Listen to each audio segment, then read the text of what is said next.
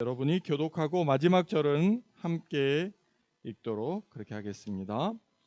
젊은이 여러분, 여러분같이 여러분도 나이가 많은 이들에게 복종하십시오.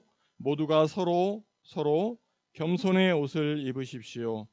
하나님께서는 교만한 자를 물리치시고 겸손한 사람에게 은혜를 베푸십니다.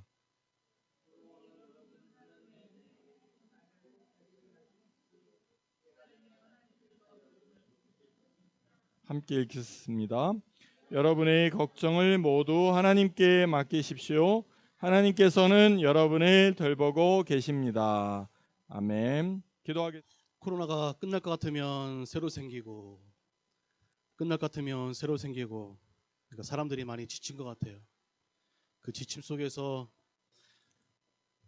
이제는 그 상황을 모면하려고 하고, 또 그 모면하려고 하는 그 찰나에 또 코로나가 또 전파되고 계속 악순환이 이렇게 반복되는 것 같습니다. 우리도 일상생활 할 때 좀 조심하고, 또 안전수칙도 잘 지키고, 또 마스크도 잘 쓰고, 그렇게 지내야 될 것 같습니다.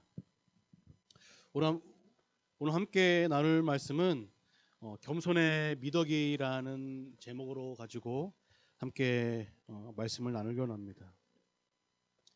성경이 말하는 사람과 또 세상이 말하는 사람, 그 위대한 사람들이 가지고 있는 한결같은 거를 발견할 수가 있는데, 그들의 공통점은 괴팍한 사람도 있지만 겸손하다는 것입니다. 또한 유명한 연예인들을 보면, 또한 성공한 사람들을 보면 겸손한 사람을 그렇게 볼 수가 있습니다. 그들의 삶 깊숙한 곳까지 우리는 모르지만, 많은 이들이 저 사람은 겸손하다라고 이야기한다면 그 사람은 겸손하다라고 우리는 이야기할 것입니다. 이렇듯 겸손의 미덕을 갖춘 사람이, 사람들이 위대하거나 성공한 인생을 살았다면 우리 믿는 예수 그리스도를 믿는 우리 성도로서의 겸손의 본을 우리는 보여야 할 것입니다. 예수 그리스도를 믿지 않은 많은 사람들도 저렇게 겸손하다는 이야기를 듣는데, 예수 그리스도를 믿는 우리는 더욱더 겸손하다는 이야기를 들어야 한다는 사실입니다. 그래야 할 때 하나님께서 우리들을 높이실 줄 믿습니다. 오늘 읽은 본문에서 보면 하나님은 겸손한 자에게 무엇을 주신다? 은혜를 주신다라고 우리에게 말씀하고 있습니다. 하나님의 은혜가 겸손한 자에게 주어지는 이유에 대해 하나님은 은혜가 샘물과 같다라고 우리에게 말씀하고 있다는 사실이죠. 뭐라고요? 은혜가 샘물과 같다. 우리 은샘 공동체와 같다. 아멘을 안 하시는데. 은혜가 샘물과 같다는 건 우리 은샘 공동체와 같습니다. 우리 은샘 공동체는 장애인을 섬기는 단체인데, 장애인만 섬기는 것이 아니라 또한 지역을 또 섬기고, 또한 지역에 필요한 많은 사람들에게 또 도움을 줄 수 있는 그러한 믿음의 공동체입니다. 샘물은 시원함을 주고, 또한 목마름을 해결해 주고, 또한 초목을 소생케 하는 그런 큰 뜻이 있죠.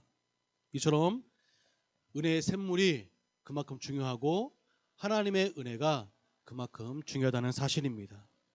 이처럼 은혜 역시 우리의 영혼을 소생시키고 우리 인생의 갈증을 해결해 준다는 사실입니다. 물은 높은 곳에서 낮은 곳으로 흐르는 게 특징이죠. 마찬가지로 은혜도 지극히 높은 하늘에서 지극히 낮은 인간에게 내린다는 사실입니다. 그러므로 누구든지 하나님의 은혜를 입기 원한다면 하나님 앞에 겸손함을 우리는 지녀야 한다는 사실입니다. 여러분, 겸손한 사람입니까? 아니면 교만한 사람입니까? 우리가 저번 주에 책을 온전한 그리스도를 읽었는데, 그 읽은 내용 중에 서기관과 바리새인들의 이야기를 나눴었죠. 이들의 기도는 어떤 기도가 교만의 기도이고 겸손한 기도인지 한눈에 딱 볼 수가 있다는 사실입니다. 여러분은 어떤 사람입니까? 서기관과 같이 바리새인과 같이 기도하지 않습니까? 아니면 세례와 같이 기도하지 않습니까? 먼저 교만한 바리새인들의 기도입니다. 그 앞장을 한 장 넘기면 누가복음 18장에 보면 18장 11절 12절에 보면 바리새파 사람들은 이렇게 기도합니다. 하나님 감사합니다. 나는 남의 것을 빼앗은 자나 불의한 자나 가늠한 자와 같은 다른 사람과 같이 아니하느며 더구나 이 세리와 같이 않다라고 이야기합니다. 또한 나는 일에 2번씩 금식하고 내 모든 소득의 11조를 또는 드린다라고 바리새인들은 그렇게 기도하죠. 이에 반해 겸손한 세리는 이렇게 기도합니다.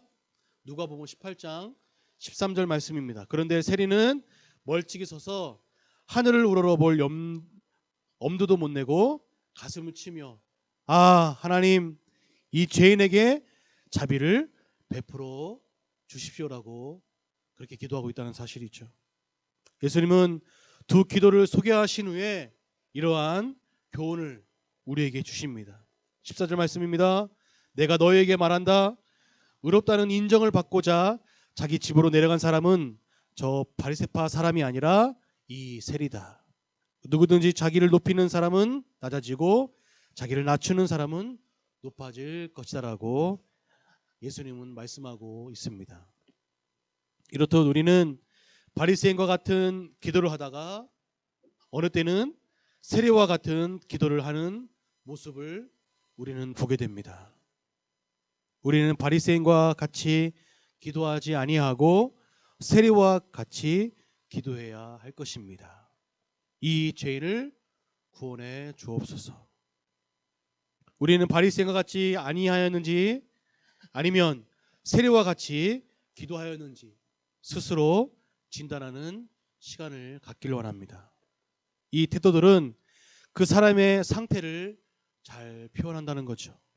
그리고 스스로 겸손한 사람인지 아닌지 태도를 통해서 우리는 볼 수가 있다는 사실입니다. 우리가 겸손한 자인지 체크할 수 있는 몇 가지 태도들에 대해서 함께 또 나누길 원합니다. 첫 번째로 하나님의 종에 대한 태도입니다. 성경에 나타난 겸손한 사람 가운데 우리는 다윗을 흔히들 이야기를 합니다. 다윗은 겸손한 사람으로 평가를 받습니다.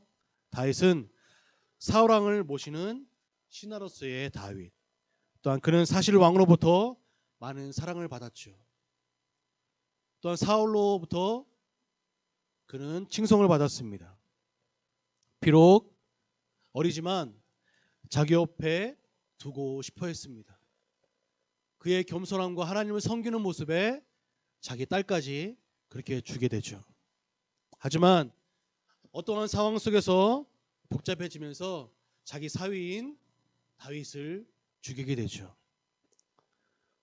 또한 다윗은 그 가진 핍박 속에서도 사울을 피해 도망다닙니다. 어느 순간 사울을 죽일 수 있는 그런 순간이 오지만 다윗은 하나님의 명령을 따르죠. 왜 그렇습니까? 하나님의 기름 부어 세운 종이기 때문에 사울왕을 해치지 않았다는 사실입니다. 여기서 우리는 다윗의 겸손함을 또한 우리는 볼 수가 있습니다. 하나님의 기름 부은 세운 종을 하나님 대리인으로 보고 섬기는 그것이 겸손인 거라고 그는 깨달았다는 거죠. 이렇듯 사울이 아무리 못된 행동을 하였다 할지라도 다윗은 하나님이 세운 종을 해하지 아니하고 끝까지 섬겼다는 사실입니다. 하지만 지금 이 시대의 상황을 돌아보면 많은 목회자가 손가락질을 받는 것을 볼 수가 있습니다. 왜 그렇습니까? 사람들에게 인정을 받지 못하기 때문입니다. 이렇듯 우리 목회자는 건강하게 목회해야 하고 하나님 음성 듣기에 노력하며 성도의 눈물의 기도를 들을 줄을 알아야 한다는 사실입니다. 이럴 때 교회는 성도를 살리며 지역을 살리고 교회를 살릴 수 있다는 사실입니다. 두 번째로 서로 협력에 대한 태도입니다. 우리는 서로에 협력해야 할 이유가 있다면 그것은 서로 부족한 점 때문입니다. 협력을 잘하는 사람은 자기의 부족함을 잘 아는 사람일 것입니다. 혼자서는 할 수 없으니 서로 협력함으로 자기의 부족한 부분을 충족하고 보충한다는 사실입니다. 그 가운데 조화를 이루고 온전함이 나타나게 된다는 사실입니다. 개인주의가 강한 사람들, 또한 독선주의가 강한 사람, 또한 독불장군이라고 하는 사람, 겸손함과 거리가 먼 상징이죠. 몸된 교회로 볼 때는 믿는 개개인의 성도를 지체라고 말하는데 지체들에게 요구되는 것은 한결같이 협력일 것입니다. 혼자서는 할 수가 없습니다. 함께 해야지만이 공동체를 세워나갈 수 있다는 사실입니다. 성경에 보면 협력의 모델로 세 사람을 둘 수가 있는데 모세와 아론과 훌의 관계를 둘 수가 있습니다. 이들은 아주 성공적인 협력의 롤 모델로 그렇게 볼 수가 있습니다. 이스라엘의 위기가 닥쳤을 때 이스라엘 민족은 패망할 수밖에 없었습니다. 모세는 여호수아와 작전을 짠 후 호렙산에 산에 올라가 두 손을 들고 기도하게 되죠. 모세가 두 손을 들고 기도할 때 어땠습니까? 이스라엘 군대가 이겼죠. 그러나 모세도 나약한 인간이기에 두 손을 오래 들면 힘이 들게 됩니다. 그때 자연스럽게 손을 내리게 되죠. 손을 내렸을 때 아말렉이 승리하게 되죠. 이에 아론과 훌이 모세의 팔을 양 옆에서 들게 되죠. 그때 이스라엘은 승리를 거두게 됩니다. 아무리 모세가 훌륭하다 할지라도 혼자는 할 수가 없었습니다. 아론과 훌이 있었기 때문에 하나님의 그 크신 은혜가 이스라엘 군대 가운데 임했다는 사실입니다. 혼자서 다 할 수 있다고 생각하는 사람은 교만한 사람입니다. 다른 사람이 볼 때 아주 형편이 없을 수 있기 때문입니다. 내가 할 수 있어, 나만 믿고 시켜보십시오라고 이야기하지만 하는 일을 볼 때 다른 사람이 볼 때 믿음지 않다는 사실이죠. 아무리 뛰어난 지휘자가 있다 할지라도 함께하는 협력자가 없다면 아무 소용이 없을 것입니다. 아무리 훌륭한 군대가 있다 할지라도 총이 없다면 그 군대는 무색해지는 군대가 될 수 있다는 사실이죠. 여러분 어느 정도 협력할 자세를 가지고 있습니까? 우리 은생 공동체가 협력함으로 하나님께 나아갈 수 있는 그런 믿음의 공동체가 되기를 소망합니다. 세 번째로 감사할 조건이 생겼을 때의 태도입니다. 예수님 당시 10명의 문둥병자가 있었습니다. 그 문둥병자는 예수님이 온다는 소식을 듣고 멀찍이 예수님을 바라봤습니다. 뭐라고 하였습니까? 예수님께 손을 들고 소리질러 자기들의 병이 낫고자 소리질렀습니다. 예수님은 그 나병 환자들을 불쌍히 여겨서 제사장에게 가라 하죠. 그들이 예수님의 말을 듣고 제사장에게 갈 때 그들의 병이 낫게 된 사실은 우리 성경을 통해서 우리는 익히 알고 있습니다. 하지만 그 10명의 문둥병자 들이 그 병이 낫고 감사하는 게 자기 자신들에게만 감사했다는 거죠. 하지만 단 한 사람, 그 문둥병자는 예수님께 돌아와 무릎을 꿇고 감사하다는 이야기를 하였습니다. 그렇게 감사의 고백을 했을 때 예수님은 이야기했습니다. 뭐라고 이야기했습니까? 너는 구원을 받았다 라고 이야기합니다. 그 한 사람의 문둥병자는 그 병고침에 감사했다는 사실이죠. 그는 겸손한 사람이었습니다. 그 감사함으로 그 영혼까지 구원을 받았습니다. 감사하는 사람이 하나님의 마음을 기쁘게 하고 하나님께 영광을 돌리게 된다는 사실입니다.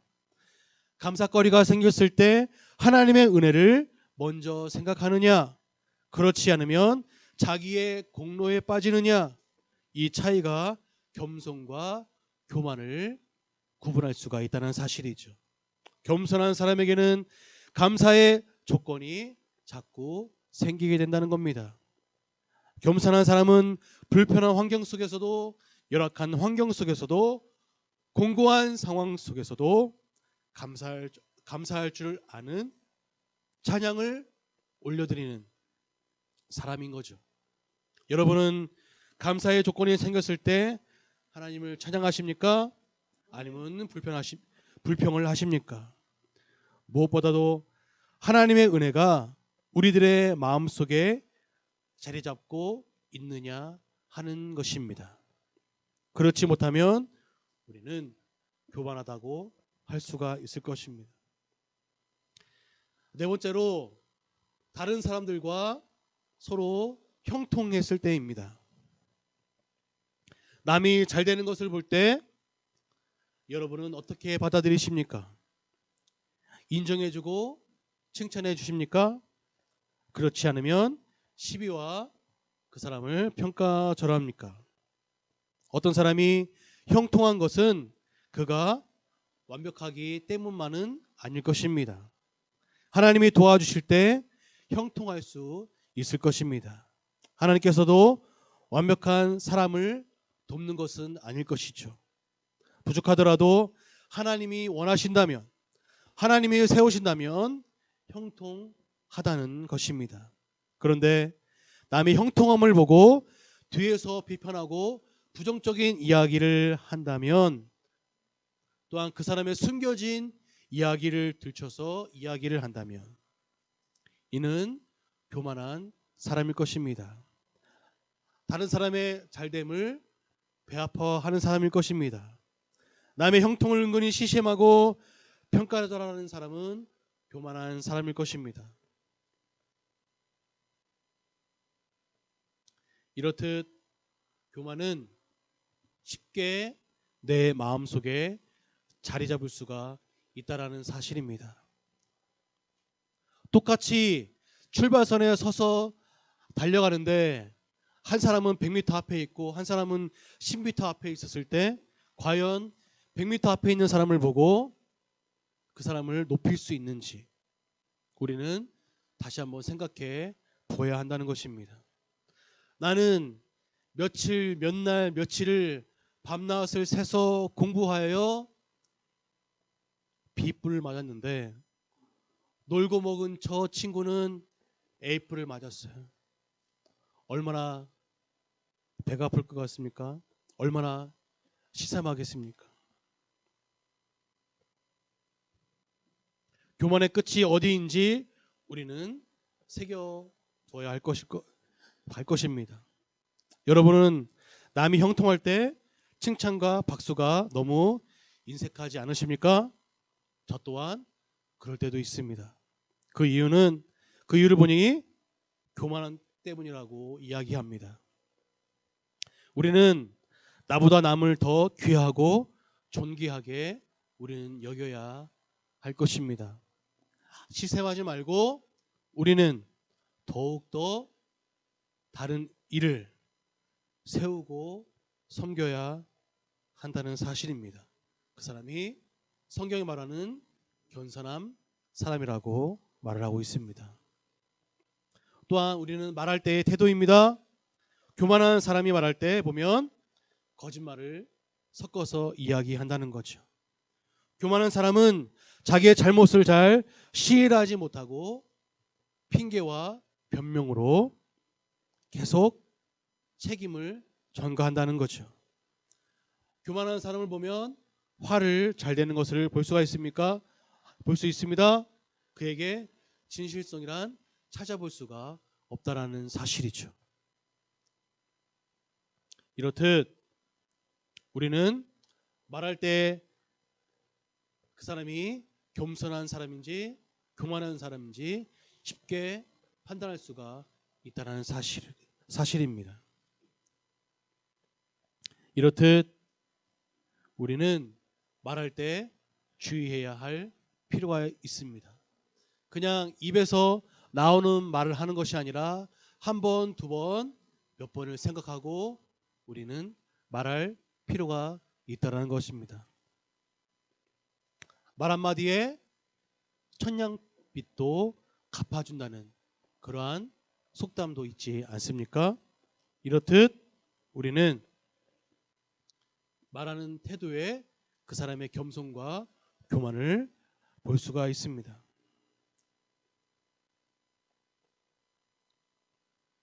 스스로 하는 말을 잘 새겨보며 자신이 과연 교만한 사람인지 겸손한 사람인지를 우리는 판단할 수가 있다는 사실이죠.